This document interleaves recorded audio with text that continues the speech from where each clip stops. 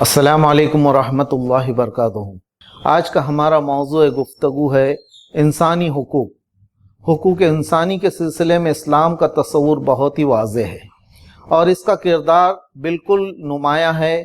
اسلام نے فرد اور جماعت اور مختلف سطح کے افراد اور طبقات کے حقوق کا تعین کیا ہے اور عملاً یہ حقوق فراہم کیے ہیں۔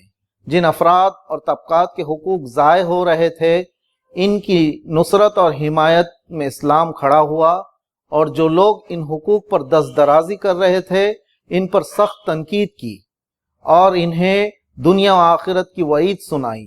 معاشرے کو ان کے ساتھ بہتر سلوک کی تعلیم و ترغیب دی اور ہمدردی و غمساری کی فضا پیدا کی۔ اس معاشرے کا ایک دبا ہوا طبقہ مزدور ہے جس کے تعلق سے آپ صلی اللہ علیہ وسلم کی یہ حدیث ہے، ان عبداللہ بن عمر رضی اللہ تعالی عنہ قال قال رسول اللہ صلی اللہ علیہ وسلم اعطوا الاجیر اجرہ قبل ان یجف عرقہ۔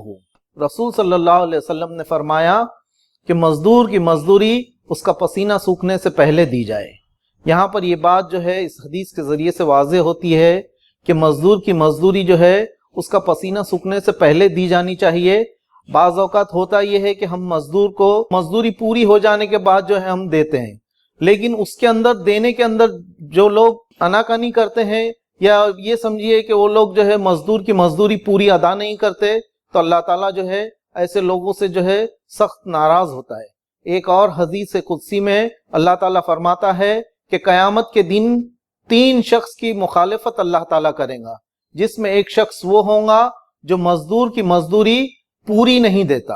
یہاں پر یہ بات واضح کی گئی ہے اس حدیث کے ذریعے سے کہ مزدور کی مزدوری جو ہے پوری دی جائے، یا یہ پہلے طے کیا جائے کہ مزدور کو جتنا کام ہے اس کی مزدوری اس کے مطابق دی جائے۔ اکثر ہوتا یہ ہے کہ پہلے جب مزدوری طے نہیں کی جاتی، بعد میں جو ہے نزاع پیدا ہوتا ہے اور نزاع پیدا ہونے کے نتیجے میں جو ہے مزدور ناراض ہوتا ہے، اور یہ ناراضگی جو ہے کہیں اللہ تعالیٰ کے حضور ہماری پکڑ کا ذریعہ نہ بن جائے۔